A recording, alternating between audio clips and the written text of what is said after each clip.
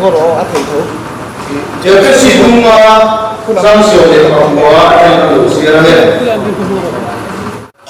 Phật nó là thế Phật thiên là thế thà đâu là thế ai để con in là qua chuyên kinh đúng không là sắc sắc in chuyên cầm cần sắc đủ cần lát qua Giêsu Christ mình Phật thiên ba ngày để làm con em kim chúng mà lòng thủ kiều quốc đủ Christ ta thì để kim in thủ tôn chiếu đủ Atifian kan sialan kan sokose Phật nó là thế Phật thiên là thế Harau là thế betonin hi nimin lama Phật nó là thế kan satwa Phật thiên là thế kan satwa Harau là hi kan papa kan ni chú kan thiếu dum anh tóc mấy điều vậy thì hiện Harau khát ra một bộ quyền trả lại rồi đấy mua sấy thằng lên để vậy nên cái hình khô kun sulit yang hin ama chairman iwan serial wat sama ani a chuan hei kan fe chho angin tun kan program hi mun dia bial dia kan nata scholarship town scholarship khopui min lo thenga scholarship khopui a hem pastor bial thu mo ma lai ni deu bial ni vengai le bial tonin min lo thenga ben te kon min theng don se min theng zo tu dona amar pelaya em cha na bangin bial dia ko man kan siama tuna chun veng lai dia ta na chun mi khol thar kan la ni da chu wang chuan mi khol lum na te chu le koi mo te adu som te se turin kola si veng lai dia tu pastor reverend arlan ni thanga kan so manga tin kun ma samang ku tu hi veng lai bial president Evan David Johnson sa magal te ani dona ni Ichuan koi dia hai kan van nei le maya kan district puipa te singa kan superintendent kan ho pa be kan program man pui thei kan lo le maya ani ne na tani tu min singa pathian tu sa kan mai tha anga kan ho tu te boi sia tu lai chu to kan in bung thar kan kaya an ma ni kai ko le to kan in mathar kan kaya supreme court te ko ne kan nan chang chho se la yan kan ho tu te an pui ema chungara chuan district POD program mirong ngai koi mo sak he kan zinga ron der te hi kan superintendent suma ko kan lo le mai turong bo na ko mai kha cha kom to mai ke chuan sai tu hi solo yuna pa la ru ti ka tin thar bial le una nu ba la nei kuisial su bial ne na chen kan mai kha anga sai pol hi district POD sai pol no Mizoram district POD te Pentecostal per te general per te kan sai ta do na ni Ichuan tu insinga kan thilpe la khom kan tholom kan la khom kha helam athem tu town POD nge lo dom tu kan kalo anni putan tu na ni a tu insinga kan ya suam na ni sela atha ange Pathian fakla te ko kan sale ama ro kan sakma in the invest fi tiro te ko le thai kan thia kan music committee secretary ding ta che kan india ma se ding chi ni to lawa a festival ma chen na dewa a o chuak le thei to lawa tu bina kan introduction te kan de ma ya dharmala ma chuwa en king takin ne lo tal ta ke lawa ni za fe tan nu tu ra trong de thei to lawa an secretary po chang le ma ya chungan ni ma chuan e ma tan le ma ya a chau me kan ama sabering kan district superintendent reverend sir puya lo ding sela athame dali somi kan lo me kichuan aron kal pui te ai so la tama moina lo chu tha te ko ai handing bele lo te u te nge ni a fa te ani alo me kichuan scholarship area yan pastor bial thum kan ne ya reverend silan mun puya point lo ding sela dia ko pastor ani veng la dia pastor reverend arnold ni thanga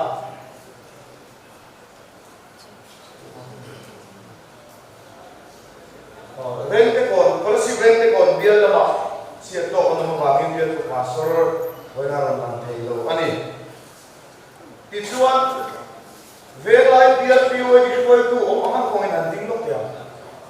wala si veng la bial president te ko secretary to ba foi tu te alo ome diakon scholarship diakon dia PYD school tu deh pemain an buổi đâu anh em đi ra thì mình ta bảo mình là cái buổi đâu ạ là buổi đâu thì mấy thế thì chuan thì về lại muna về lại cái nào vai vào cái sự trong tuổi cái này mua saya charge board committee đã thu lâu rất căng nặng mất thì là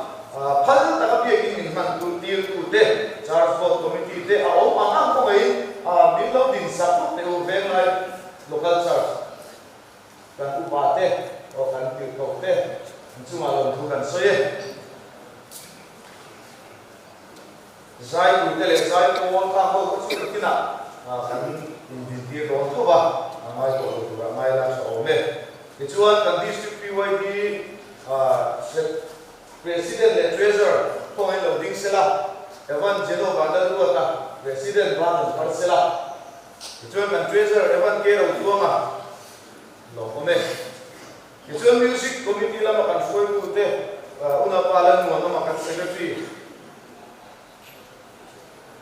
One, una pa silal ka oma, ang treasure ani, one, ani di dia ko pasar ka pali dia, kalau lundo kan tayo dalam tua, pun mungkin nanti kan lundo di mo kerja, so saya tak cakap semua,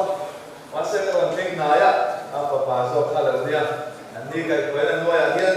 music committee deh, takin kan kalah. District PYD ko tu deh, uang nan doya, makan na me kani, ilai pa, kan saya deh kani Ambil, makan ambil, ambil.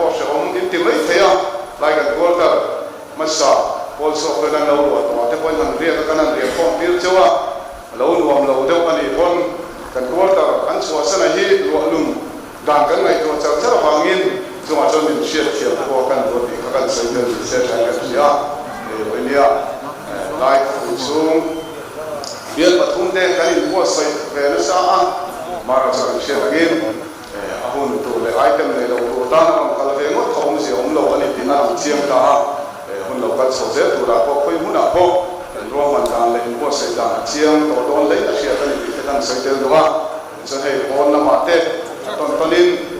siu polin te kan lo thar ve den he moi to kan an thui kan sia alo hom te ka tin kan talen nei thatte lai ho ten zai thiam tak te kan community kan an ho chwa tu na ru kan an pu te koi lo hom ka dia chon lo kal chau te tu ra ko kan kun man te lo ta kam tu rin kan in bo sa ya kan tram chau te tu ra ko mai na ti kan sai te do wa ten nei district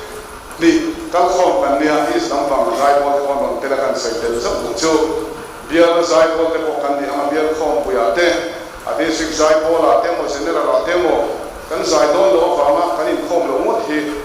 ti thana mang lo ila kan zai don pon tin nge mi te che da dan hi eni la ti kha wona hiam kan sai te lo wa chu a bo a tu kin zai bo tu la zai ho te hi in lang don ka lo wa chu a bo an si kan khat je tu la ko ngai te kan sai te lo tu lo kan ti mai the ma chu kan tho le ho chin la ya hian chu mai tu na kan nei thina biar sang sang a bo biar zai bo in khom te de khun tu ra hian kan ru de thina ni in khom kan tam mai se yin ti kha a te de hun la ya ni se ka emo biar emo zai bo te an so an ru cheu ni chuan in khom tam an do kan la ngai ti kha ho fekila ti ha ka sai de do kan ni se ka hian lai mu da kan kun mana te ko hian kan sai de do tin hei kan hun man kan soi to te district musical committee te anin buat sai na sa tin kan district ni wani soi to te po na sa takin anin buat sai kan hun man te kan bang thakhat tu la te po ngai la nei to kin zinga kan superintendent po arong thing tha ni po to takin wani a hian to te min sil do na chon he kan chiat angin har sa le po na kan to te po he hun po hi rin ai na pa ho ve ti mai thea do thu samin kan la chei ngam lo kan la phei ngam lo ani ti te po kha la ya kan district chung mi le la lo ka khom song song te pon kan thin lo ma po sei la kim mai hi after fek kuna la to chung te po hen sa ta ka chak ta ka chei hi an do to kan do to ma se we le ka ti zum zum the ani lo ani ti la te po kha mi lo phet sa kula chung la ma mai ula thing song song te ki pastor reverend wang tuang h wang tuang hun lai le building hi sak ani to chuan rei to chunga te khian ceiling te ko khian do nga chet kat ngam vak ani to film pur ta ka chet kat ngai ne wangin ma kan la bi fel vak lo pa na lo ve poi lo ti me phe chung lai chu e kan sai ni che wana hian lai hun lo ngam tu ra lo kal song song te scholarship ven lai bial te dia kon bial te reng te kon bial te in lu takin kan lo chawa hun kan man po hi kan lo tlam dek thina tu ta na po thin dung le tin tak sitin tu sakna kan la chawa tin revival hun voya he kan mang do na chuna te za na te po chon lim le lo ta ka hun manga thara lo be se na le chu chon voya pan he hun lo mang tu te ni fo se ko mo ni la ka kan sai ni se thange lo me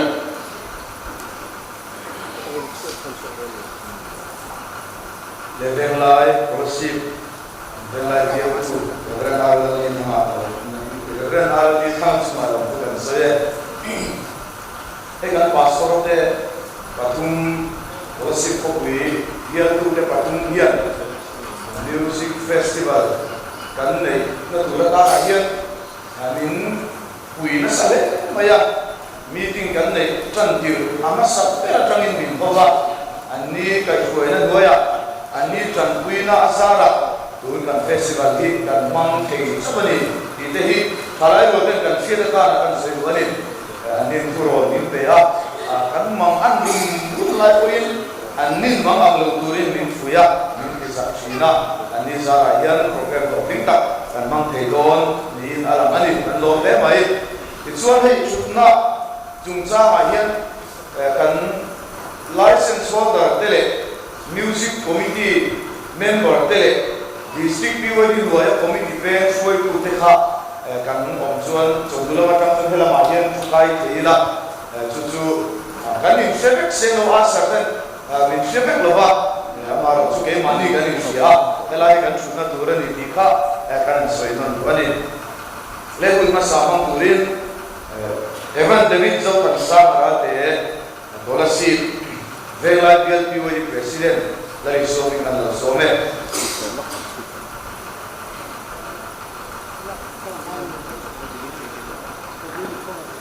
tukina untra min betulan pa tin numero se amen pathian tu kan share na lange ku noi nei tu la vila sange rong ko mi te ne na ti ko bola le ko thon bung khat chang so le par tu hi share ra chuan trong kam bi khat le soi za na ka ne ya ya thome pathian tu lo share rong bung khat chang so le paru chanchin thil ti theina ini chanchin thra chu ka za pui si lo wa tu po aringa piang ke tan chandam na tura pathian thil ti theina mi si ya adirin judami tan ya tin grip mi tan po alo ni le ya athu thiang lim kan sia tak za tan lan pan no so se amen helai tu hi kan sia cham chu helai a hun kan ei don ani ti kan sia din pathian thu te kan bia zong bia ril ruwa headline thu hilien khop bia thalai rual kal khom kan nia thalai te kan nia chuta chuan kan thu pui a chu krista ta seng khom ania chuan generally kumpuan thu pui ania chu thu thum puan war ti kha ania voini ai thalai rual kal khom te enge kan tin mun ti lai hi kan ril ro matan kan ruwa tirko bola hian changchim thra alo shil thina kha aza pui ngai lowa koi takin apuang chuak thina ni ti kan ria ani chuti lai a chuanin krista ta na seng khom ti thu pui nei tu le thu thu puan war kum tia kum puan nei tu te hian eng tiang in nge lal isu krista changchim thra hi kan lo kal pui thin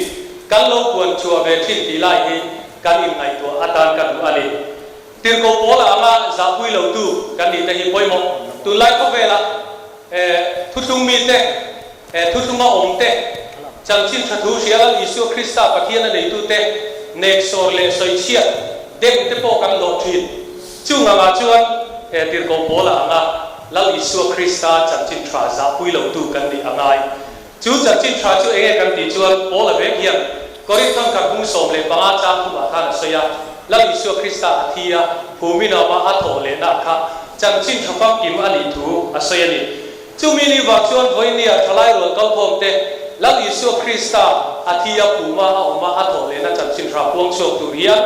enge poimo tilai hi kan soi tel le duani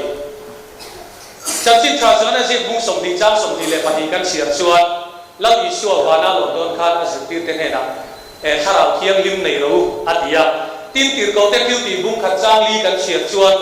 a zirtir te ne ra ka Jerusalem khua chu sang su ba khiu ti hum ne na ro khem ma lo chuan atia chuan bung ni kan siar chuan Pentecost ni a tharau thiang lim alo kheng ta ani chu tharau thiang lim a chu an chunga alo khen ve le kha changchin thathu akha puan chu alo ni ta chang som thum pariata simulai sual ngai dam na Isu Krista mingin baptisma chang theu ro ti chuan tharau thiang lim pe ki in buang atiam kan ang ni ta po in fa te ta po lat tak kami ta po lau pa kan pathian in ako piam te ta na ni ti in peter khan ar buang chuak ta ani chumi ni wa chuan voi ni ya krista ta na seng kho thu pui nei tu te le thu tu puan kum apuang tu te hiam chan chin tha kan puan dar do chuan tharau thiang lim kan don phasak ko ta ngai ti hi kan in siat apoi mo ni voi ni thalai ro ro ka khom te tharau thiang lim dong lo le chang lo kan lo mani chuan vo in revival hi kan tan hun thra ni ti hi kan in siat apoi mo na satakin ve yang u chumi nei thei tu chuan le chang thei turin tran ila mu ti lai kha kan soi duani chan chin thra chu ka za pui si lo wa ati lai hi kan ril rom se athu kha na kan soi du chu sam number somli le pali kan siat chuan Israel pa te po kha sin le soi chiat an lo ni ve to a an ve le mi te ti du da te po an lo ni ve to thina ni amai ro chu i thu thunga te hian aderin kan tingai wa kan ke pen te hian kong chu a pen sang ngai hek lo ti a kha ya thu kha na ni ve tho ni chumi ni wa chu voi ni a tharau mi tharau ko kha te po elal Isu Krista thu thunga hian adera tilawa atakati tu niya akong pen san lo tu thalai wal kan ni ngai ti kha tu kina thaneng ngai takin kan soi ani athu thiang kan soi te kan sa ta lan pan mo so se amen pathian ne kan lo trong trai nge เล่าว่ากันประเทศมันไอทรีตูอีกข้อหมายนั่นเองมาส่งนั่นเองการจ้างอินการดงอาคุณทราเลคุณลมแต่มินเสียงสักส่วน District BYD Musical Festival เตะRevival Program เตะเล่าว่ามังเทียนนั่นลงทิ้งนั่งวันมินเสียงสักตูกินอาหารกันลมไม่ลมตูกันชินเจนี่วันนี้เราต้องคงส่งส่งเตะกันเฟลบีบาเตะกันสักบีบาเตะอันนี้เราที่กันเสียอีกข้อหมายนั่นเลยมังไอ้นั่นเตะอิจาไอ้นั่นเตะว่าเล่าว่าคุณทราเลคุณลมเตะจังนังมาฟักกันนังมาช่วยมวยเทกันดีที่กันอินเชียร์กันลมมันลมทุกกันชิลเจจุมีอาบางตักชวนวันนี้ลังปานัสตักกันนังมาช่วยมวยตุเลนังมาฟักตูกันดีที่ตูรินกันกินลุงอาทารันังมานันทามินโทสักตูรินของไอ้นักการลมดีแล้วนี่ชวนเอวกันหุ่นมันดีอัตโตดิมินมันตีสุละถ้าเราเที่ยงลิมมังสมนัทาร์ลังปาตกครันโฮเทลทลายวังกันชนะถ้าเราเที่ยงลิมดงเราจะปนลังปานังมาถ้าเราเที่ยงลิมอันเราดันเราจัดเทนตูรัตานะอีกข้อไม่นำมาส่งนักการนำดีตักเมื่อวันนี้วันนี้นำมาดูกันเชียร์สวดตักเล่นเทเลเทียมเราตักกันนั้นปวนสวดตักเด็กเขาคงจะกินลำปานำวันบางมิส่งสักละการสบายทิ้งลุงอ่ะจินุงอ่ะมันมินตูสกินง่ายทุเลยสวยทุเตตาหน้าพอมาส่งนั่นเราดิเสติกันวันนี้การอินข้อบุญมินจันสักตัวแค่กันนำบานมิกายช่วยมินองคุยตูรินเล่การทิลตีส่วนดังตะกรอมินง่ายนตูรินมินบางไอตูเลยสวยมินเนน่าลงตูดิสวยจุงกันดีเลยอาเมนเล็กลงไหม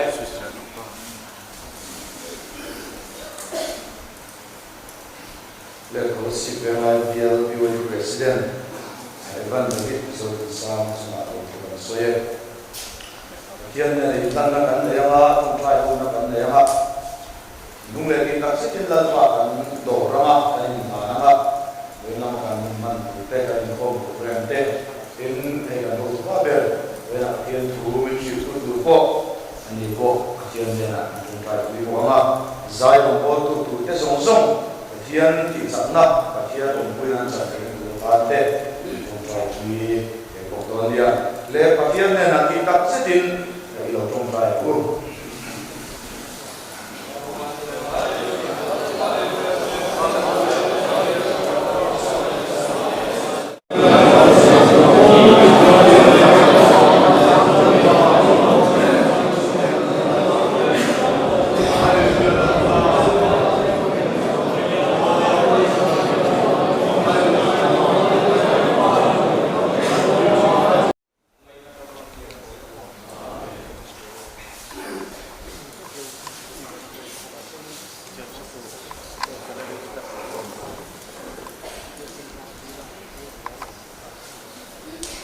วินสมมากันที่เด็กหลักองค์พระเจ้งสามขัว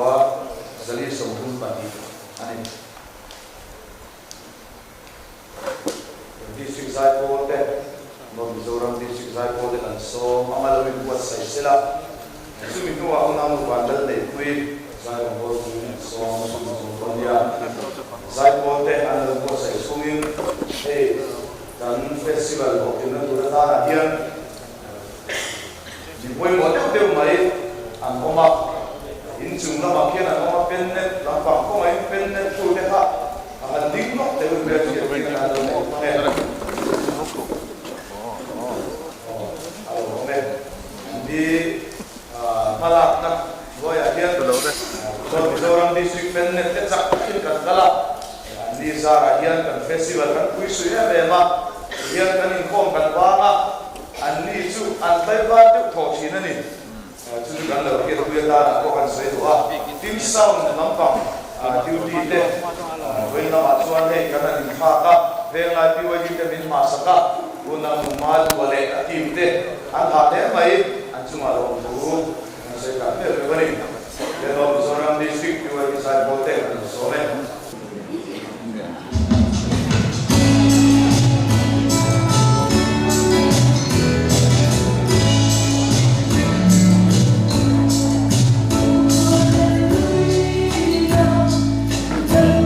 เป็นครั้งที่เราเคยมาร่วม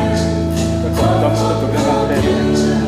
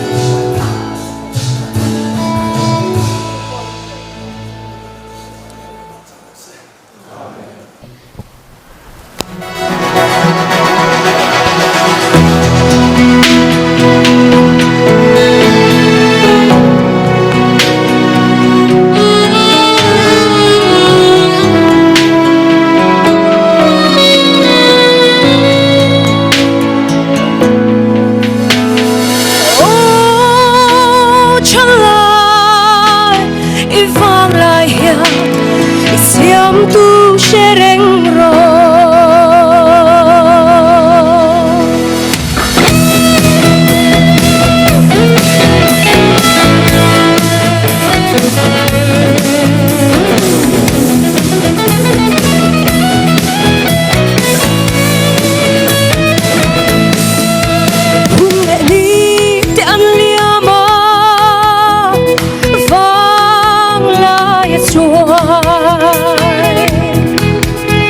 Gam lai ni po kolan naliam me ke kovel hun heri aliam pui me ke sak na tem te chau kan nei ta e iti na hun te lo ten ba vang lai hian siam tu sereng ro tot khera kong te a in khar ni le tu vera ta tu te an lo thima ro chom na ri al lo chuai ma để ăn lâu xuaya sa tua in pana an kal lai hia oh chala ivang lai hia siam tu sereng ro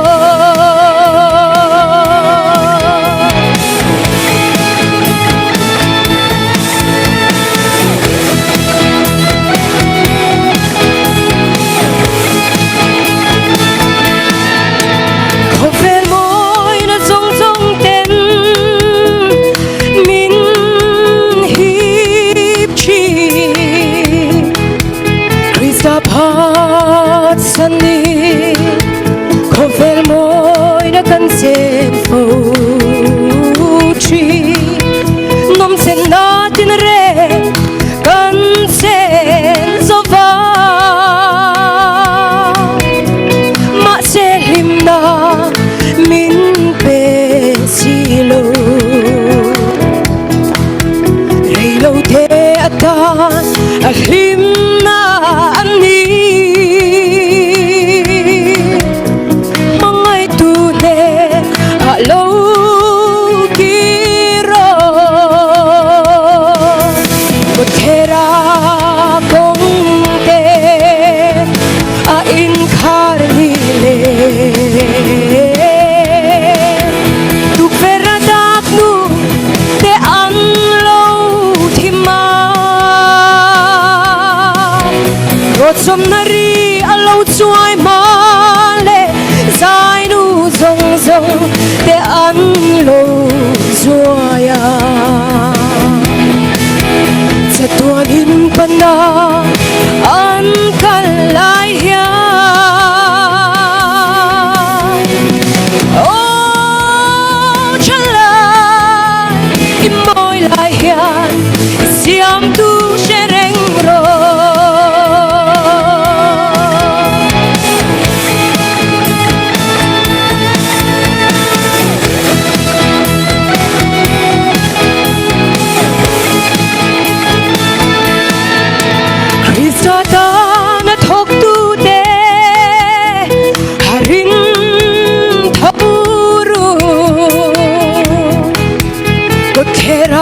ta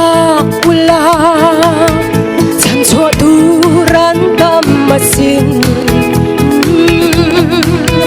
chan tu nei lovi an ru meke kudrua kinlal ito ngam dolin ni tra thêm te alaum masi andam chan ber thoki kalang mu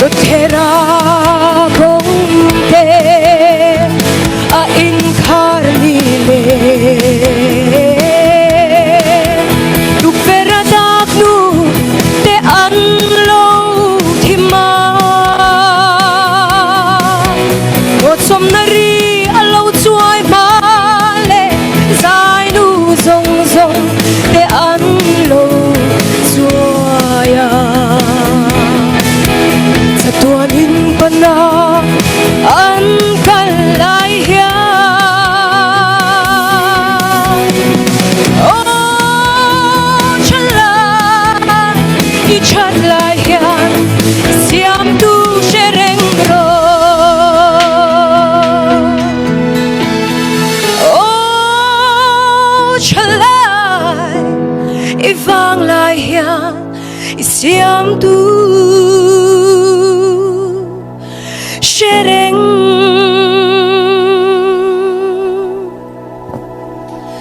ro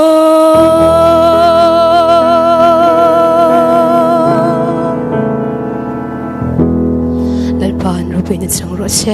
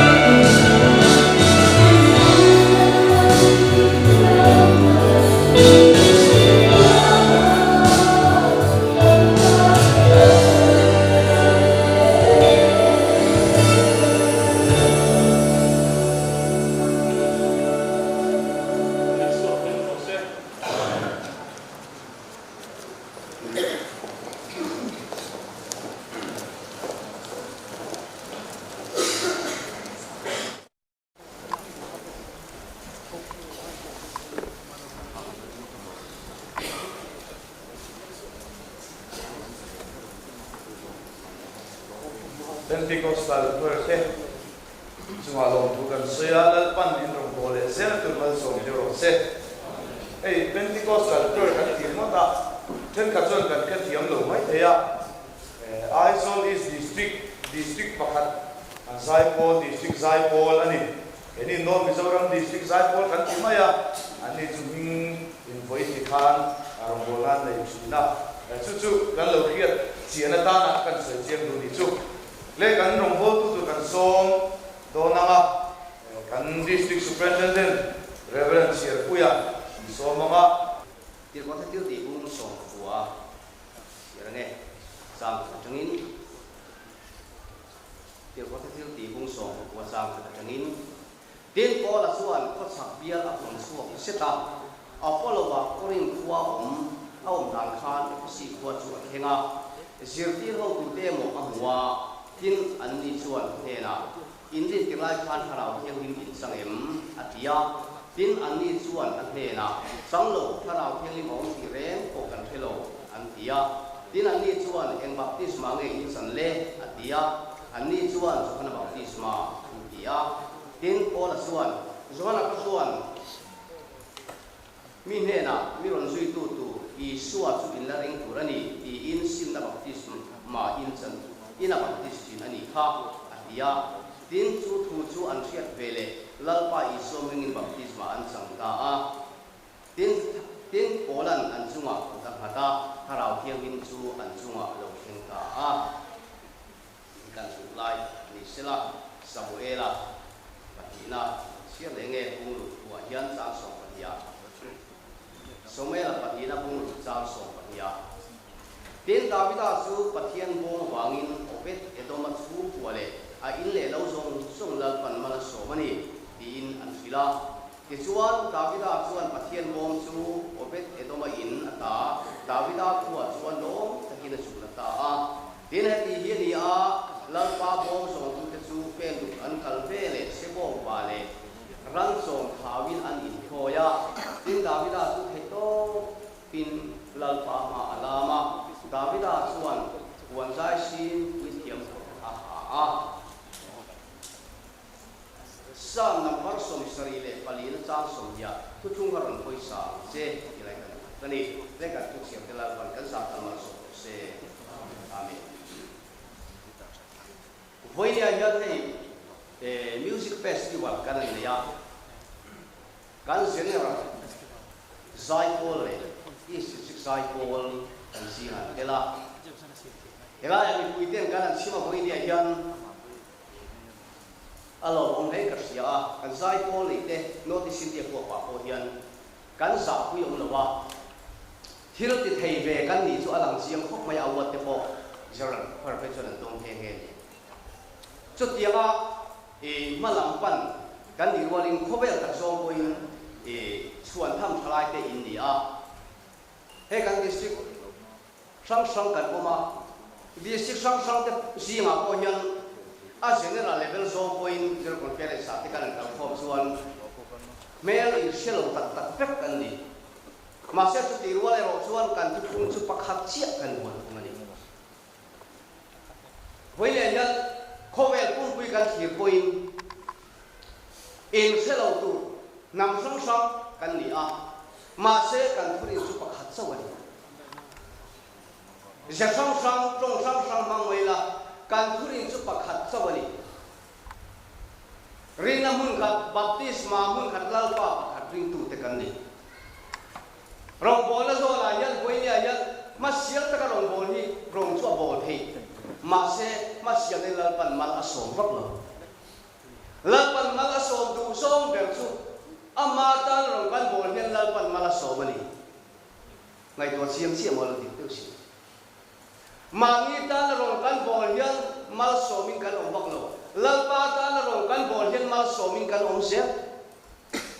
chan chin thawa bai pui tu te hian a chan chin thawa bai pui hi mi te ta mal somin le tu ra ti tak me wa be chuan mal somin om bokani chuan to pui nia hian rong kan bol le kan thil ti reng le hi pathian ro pui na ni vek se ti hi kan soi tel du ni chu kan sai point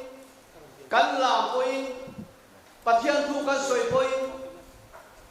kan thil ti kong tin reng kan thata po ni ro se chung song song a chung pathian ro pui la tu ni se ro se Krista thi reng chunga eng king ki ti khan mal so min i om se la mà sẽ nụ quý dồn chung ra chân tu ta mà dồn rồi mà đi ta dồn ít phá nhỉ ôi bọn cái này mi ta là song song chân là số căn tắt tuổi mấy đi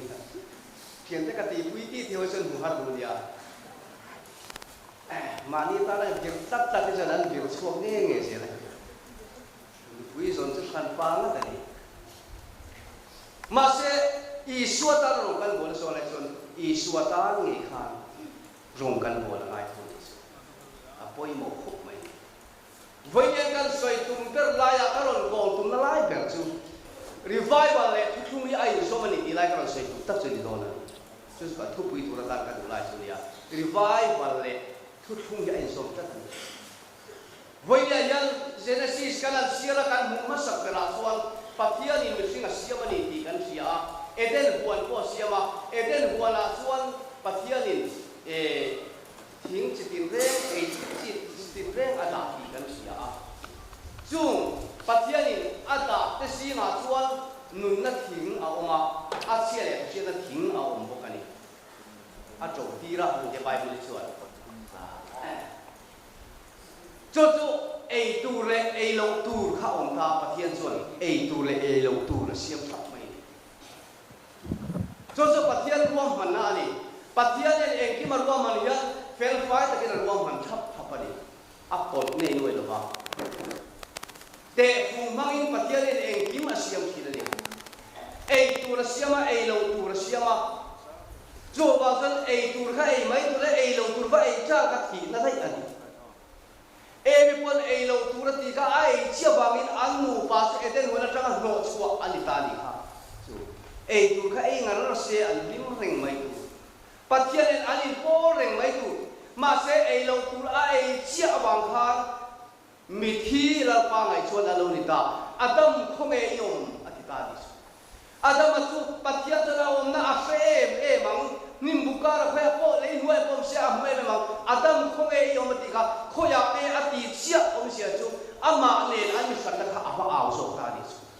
mi sang ani ko ta ram kha ao ta đi không ai yom in ao ta đi pathian ne chuan mi sang an lo ni ta ka wangin kha eben a huana lu le la tur kong ka kha om to lo re lu thi khan dai bir to sok sokin abenga cherut ne no ben wa lu ngai na om to lo ma se chumi tak chuni chu lu ngai na om to lo chu la tu be la ti ngai na om le tiang de la khan man em se pi boi khanin in se phala ong tu lai chon thil de chuan em sẽ bị buổi số sáng liền các buổi chúng sáng sau lên phải đi bor han buổi phát hà em sẽ bị buổi run quy đi khata pc lại buổi ta cần đi sau sáng liền anh chỉ cần có về mua khalaya crp khan min man ta chu tia là theng không có man sẽ là tụi bé là xuôi tụi trắng sầu về lại xia ta số ba số ta tụi con ta số ta sầu sẽ là tan ngay ông tôi là qua lâu đi ta mà xem luôn là lâu luôn ta luôn khá là lâu luôn mà mình thì là anh bà biết meeting là suy lệ chứ hai đồ gì ngạ thì ngày nào ông tôi mà xem thì ngày nào lâu ông lệ à thì ngày nào ông lệ thì chưa đi cả cái lần ta số thì gì à em huan su khăn đại biểu tôn sốc sốc kinh về mà sẽ thì ngày nào ông lệ rất hơi chẳng in mỏ dùng lưu thế nó đàn su phần rek phần pa chua lu phần pa ko lo khan chulan isua le kan import he na turata chuan ama in ti tomin khobela lo kala ko pial tu zomin om ta pro sa ti na nge chu kan ta la thi le chia ramatang khan kan ta crossa min tlan to nu khan cross ram atang khan kan ta ko maron hong le ta chu khan dai vil tom zok ram chu thiat le in isua le mi tin ka import le ta ni hilal pa chu fakinom no se abarang pien te lo chu cross ram nun atang chuan tom na dun kan kenga tarang kon chan dam na ren hong le ta a chu chan dam na ram atang sia chuan isua chu kan bele ta a ni tin tai ni tin kan bo le ta ni ban ro pui te lu le chu chan dam ro pui tak chu tu siam nge atir ta pathian ro man kham le chatuan re ro na le chu ta hoi ya ya thu thung ram lal pa na siami ama kan po le na tur ko ma hon ta ni a ro pui em ani when thung chung sa se kan ko ma ya ro pui ta kan chu ta nang le ke hian chu ta nge chun nang le ke hian voi nia hian he mai cham kan lu le thia pasol kan ni thia upa kan ni thia thalai voi tu kan ni thia rom bo tu ro pon tak kan ni thia ban jinis kan ni thia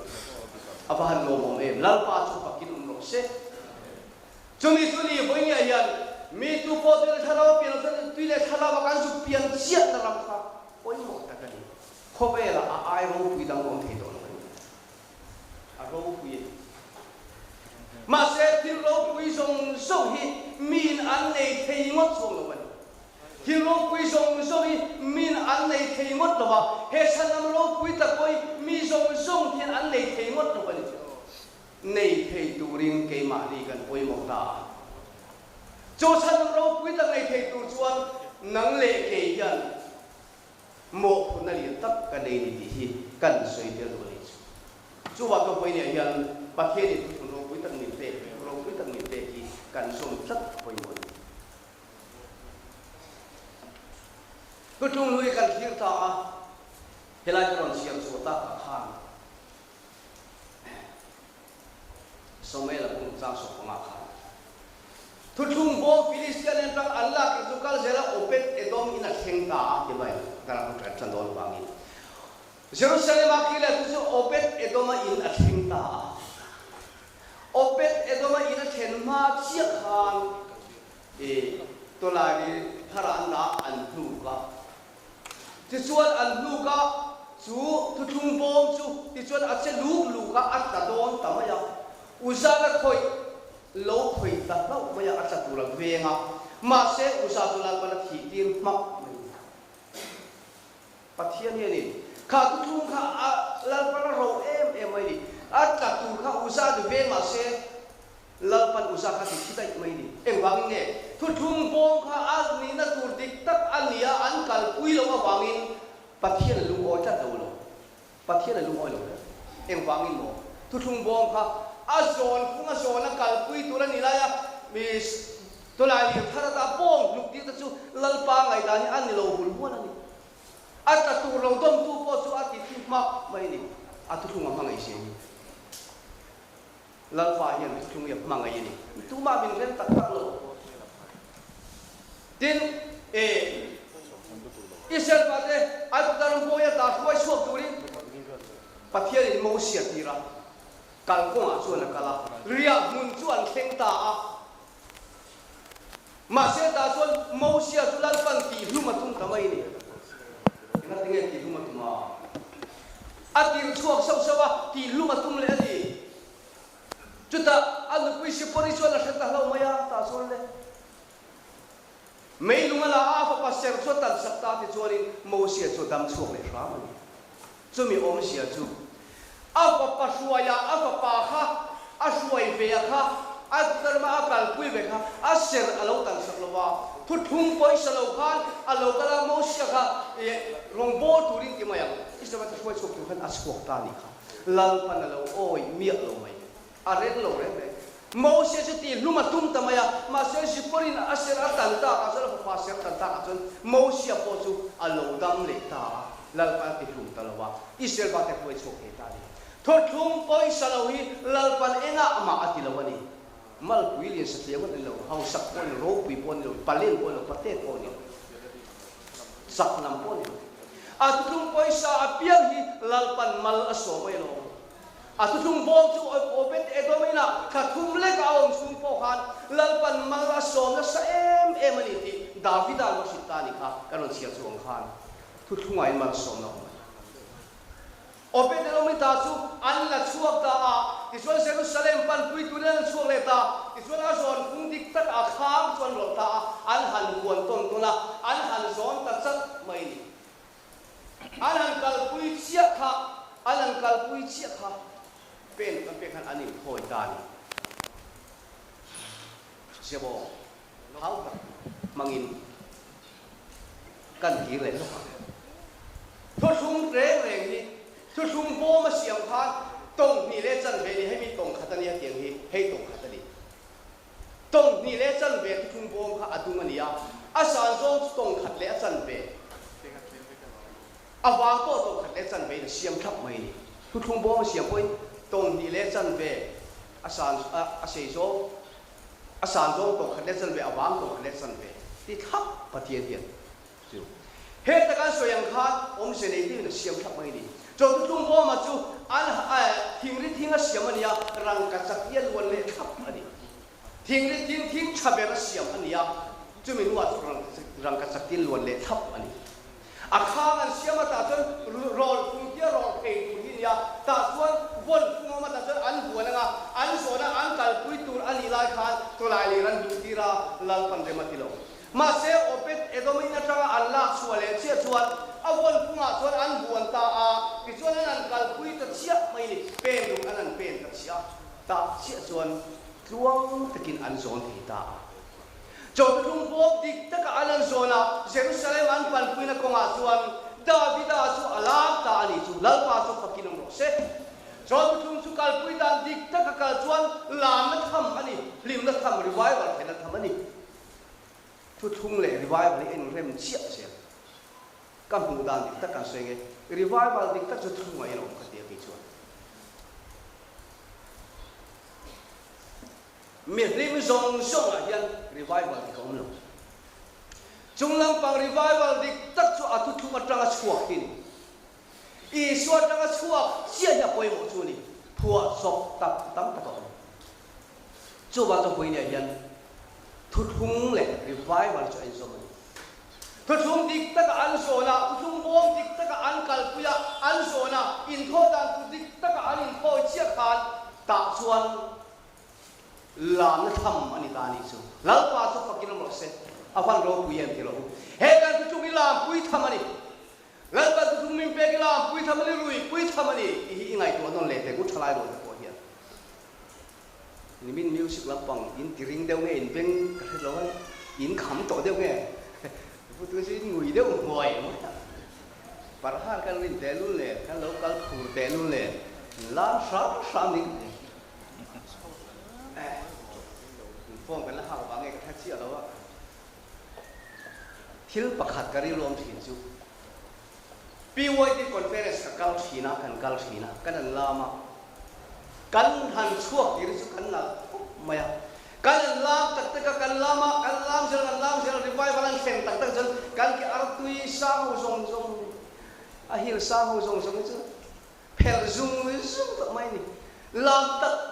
nang ka sunin ke long kha lo nuam pera nin chu ka ti dewa lam tu la mani populai sei to te ka sei so ka e ki ta pon pui ni so ka ke sa ka so ka som ko pali kum khan conference lo ka ta su kan lam na sak pok maya evangelist ni lai khani kan tan pol tak ta mai ti khan lai an tan pol tak ka pe ko nuai ta pal maya kan ka chung kha oma Soalin ka tai stay sa ka mani ka zuk ela aza tha du maya kami pe ko nuai om ba mai ka su nu khali asa su kan ten da chawa ba la chi to lo reng reng ke ta su ti dang ba le na la khanin ba la sau ila chu nu ja tha mo ti ya he da chu kan ka se bang mo min siat pui lo la ga se bang mai ni mi siat pui lo khan pe ko nuai ta kata tu kata hi kat tingam to lo re kami tu mase darli le ti kan banga chuanin andang ka pun le sang kan khom le ta pun tu nei lo phela chu ba sa tha ko dang kan kon te le chu kan lam tak amak khom mai tlan vak kho hi an lu hai kan lu hai mi lo si zim te ko tlan chang mai kan lu hai lo re mà sẽ tháo áo tiền miệt là xuân vui thung viên làm một cái gắn lu hay tuổi mình là gì mà thấy xuân u bạc bạc có là tỷ khá cả lắm phải là lu hay tuổi em ấy tiền tiền tiền lu hay tuổi à mà sẽ chung lâm phẳng tổ là trong xuân làm của hi azim này azau lâm anh là vác viên chắc lệ viên zim lắm bộ anh là vác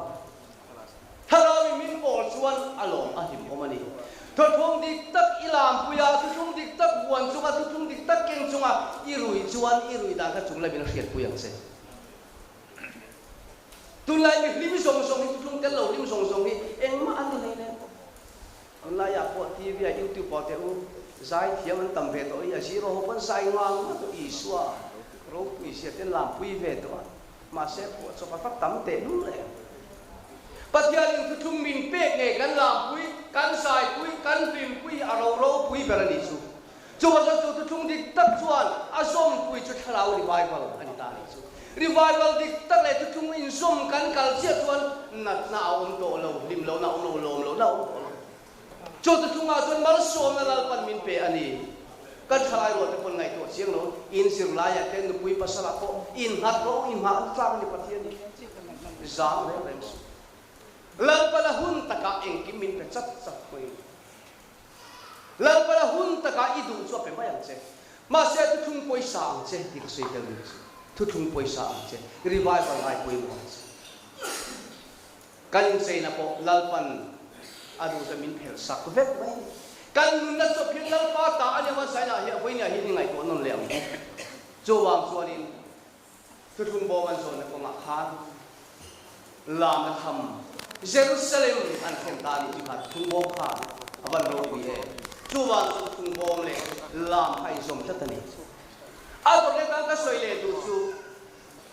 FSC patin som le pani ta kha kan on chiang chu kha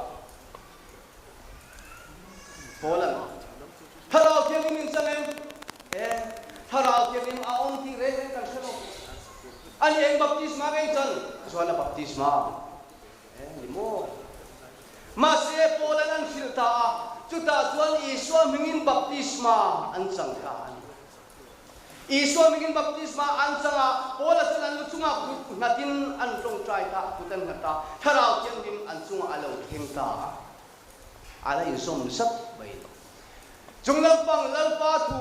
lali swami ka baptisma alang chanzo sia chuan an chanzo sia chu lu chunga ngatin revival tharau thiang ma theng ha lal pa chu fakit ong se baptisma chanzo nuwa revival theng tai wan kam te tu le voian ni he kan thu thung keng chung sel yan revival hi chen se lang kan sang kang se lang tharau ko hi kan hum him se lang kan thalai wa hian tharau ron humim se lo he pentecost ko thani mani ko puta ka soi no le du thalai mo singa hian pentecost ko than mizoram UPC lo piang chuak hi lalpa zon chuak pentecost ko thanani chunglam atangin tharau thiang nimin mizoram a hian tharau aron thenga harna ron thenga chung hatna lo theng chu ko thana hian an leng ta ba nin buka te ania buk noya te aning khoma kholai te aning khom mai ni khang lim ho pido bari lo chuaka so ka thok mai dia akip ko so rei tu don bangi pido bari lo chuakin heng mi lim mawi en kol tu chu skuta US laman ko machine azuk hil ta bang LCC ma te azuk hil ta LCC ma te lo chuak ta bang ta chon helai mi so ram mi lim om khom pukam lo wala lo tu khom ho UPC ala luta ro puisi missionary sim khan la di so chu ring ro tia khatenga al ko chuwa mo a hai chuwa chok kan ni velo UPC chunglam atang lal pan ada khom sa pa thu ti ho chunglam ngat thir ho ka UPC min la luta ni chu aban ro pui e chuwa chu tia am pentecost ko khan lo ding chho chu ni wangi tu te prong kam thiam mo phua chok phua chok chua ko khan ani lo ba Isua din kan ya wang yan ihum him tatam revival a khen zel ni thalai wal pon la satakin mala ro revival wa ding tak tak lo wang revival a thelo UPC kan mang tak tak ngai thu thiam khop mai ti chu to a zo der si thu thiam khop mai ni mai ma se min revival le na thu a soya revival le thatang len conference kan man yan kan lim hong alo kan sak hong alo kan phur bo alo revival chuan lim na lom na phur na nge na te min tu ka sin chuwa do ko inia ko hian revival i ngai poi mo ngoi kan hun kal se tu ra hian i ngai poi mo kan evangelist wa te pon chu chungai poi mo ngoi ro se di ka sei du ni pulpit la min chu ni ala ba lam to lin chu ta lo bia lam to lin chu hi le to lo mo ti ka ngai ko la so lo ma chuwa to ko inia hian tu thung le revivalism iso min baptisma chal jo ver tharau hi man dong le ta สวยตัววันทำเองเป็นโคจะสลาวกินมันตรงสว่าจุมินุจวนเป็นแต่ละทุเปกที่โซมินและดิโซทุเปกโซมินเป็นแต่ละทุสวยจนสองตาอิโซมินบัพติสวันสังตาวันนี้ทุกโรปุยตะเกียนรีไววัลโรปุยตั้งในอินสมตะกี้อิเซเวลทุกเน็ตตะกาออกมารีไววัลชัดตักเลยอ่ะพิมนั่นเองถ้าเรามาสมกันตรงเจ้าที่นานวันนี้อินกัวใส่ทางเลี้ยงทลายรัวเต้กันโหดรังอ่ะกันลูกเอาเชื่อว่าโปกันทุกมีอิงไงไปมองอีเฮาจัง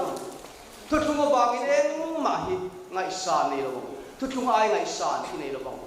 ทุกอิงไงไปมองเปล่าแต่คนมาสมนะโอเป็ดไอ้ตัวมันคนอดงเจ็บไปนั่งคนอีดงเอ็มทุกไงอมทัดส่วนจู่ว่าตัวไปเนี่ยยันจู่รีไววัลเราเห็นเจ้าที่นั่นเลยรีไววัลคนทิ้งกันที่นั่นทุก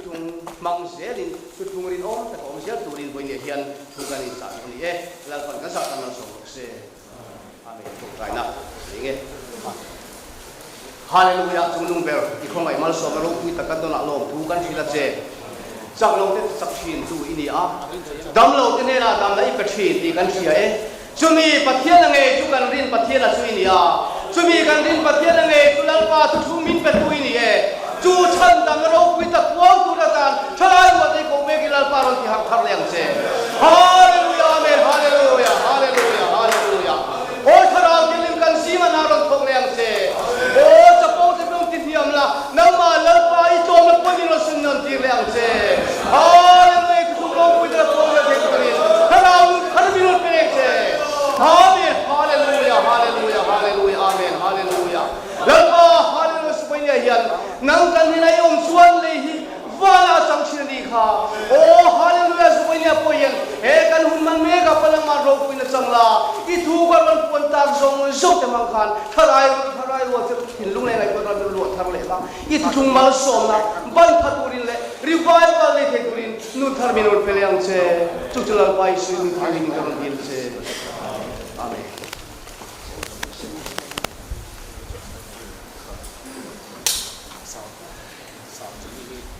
Lekan base yang lain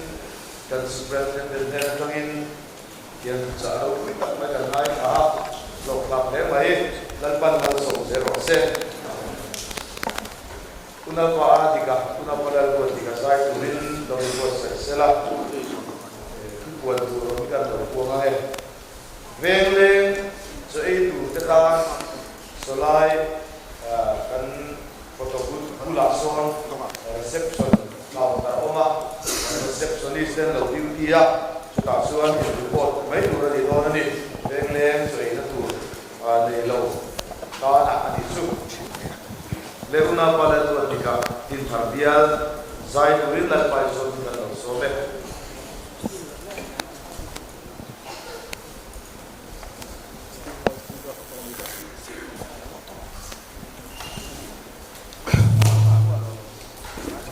Hello.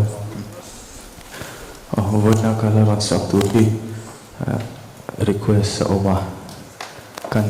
zira ka saktual sewa subang suan ay invent na hey asiak karon endona milaw siya tiyang sham doon dia alpa faklet so mo na hallelujah amen tilakan sa amen.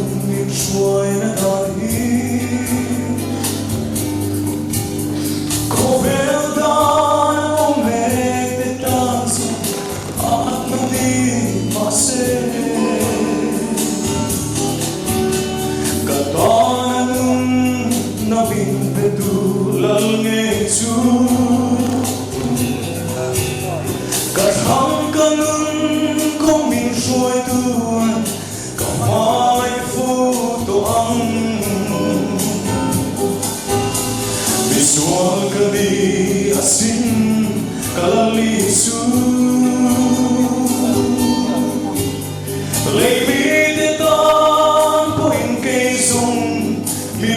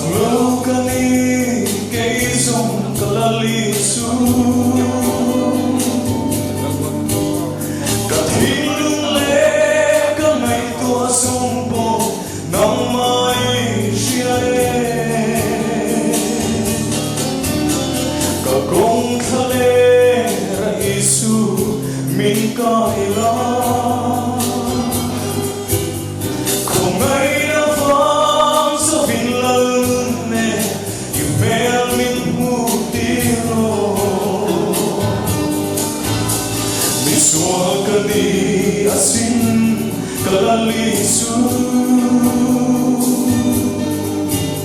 Leibit ang puing kesong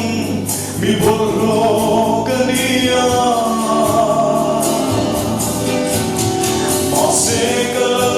harsuan kafa Ityang linta diin Mi chen shanta kovene tuna Hallelujah, Amen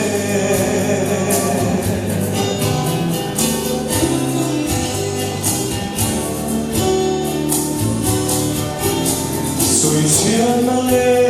rinel na sumpuy asin Kashintilay hizong lalune Nagzamatang chine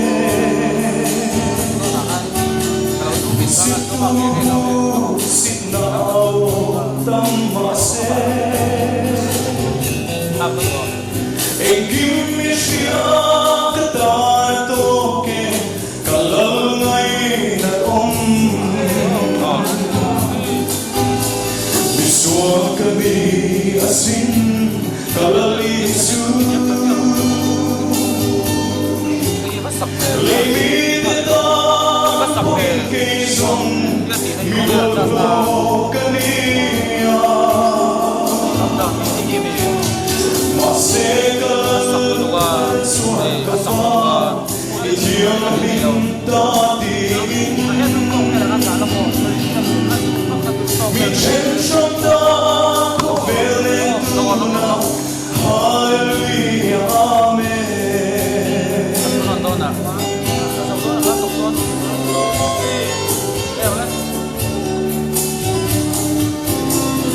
Om tine ten min huan vermase Kaleitan sa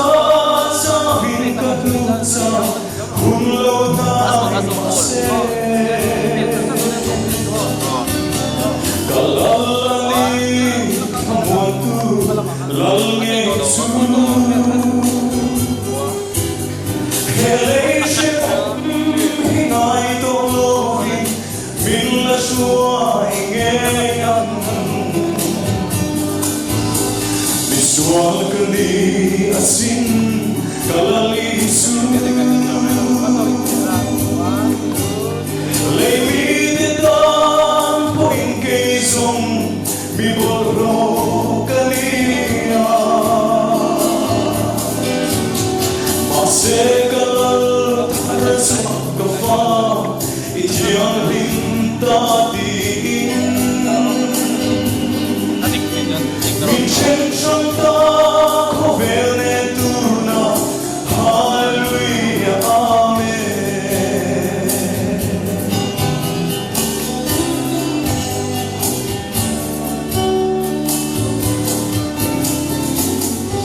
Dal suara poderosa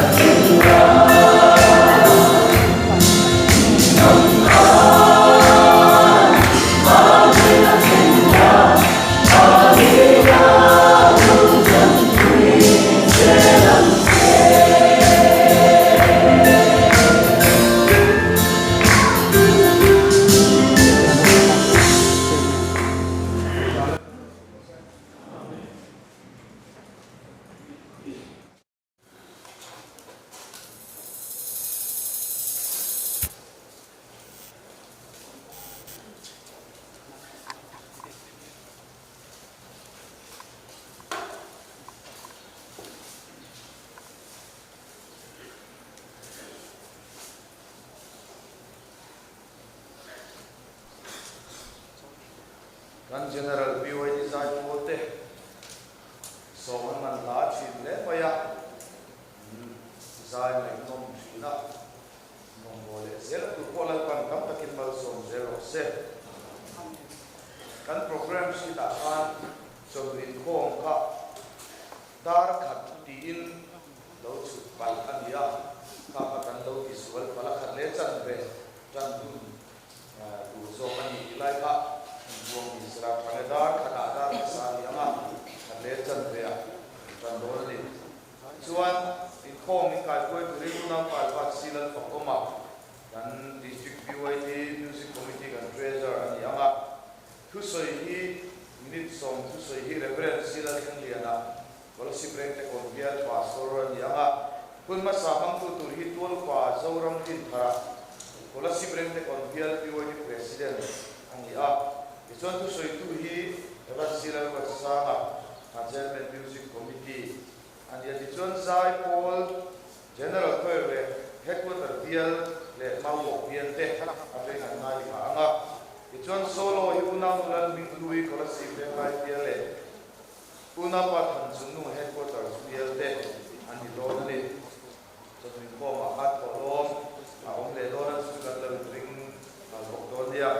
pathian fak le soi moi nan o ma ina ko vele tu kal bare lang ki ko suma ti kha sa anga kan tipek la kom hi kan district superintendent animal so tong trai lein kan committee na ma kan tipek la kom te min lan sa hal ni kan so ton dia nan apply sa tu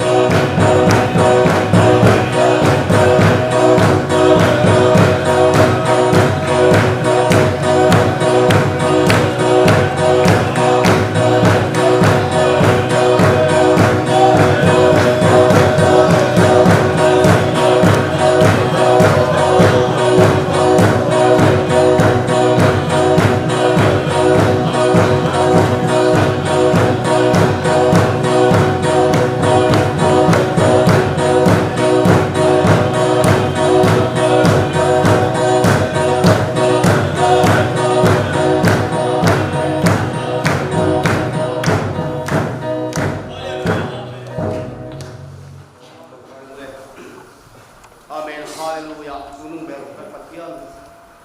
wei mai sam local content ni pai ke ni ang citakan king ko me he kan king ko so le kun tiang ni makaron na ni se bilo ko sakang se mana tudik takam hanani hinan mami ber sakurin he karon tan ke tula hian kan pathian ari soki sa mangai tele chatna athrau ke om puina du om tak mai chu ami tiang internet na hian kanal pai soki sa mangin athal nu kan se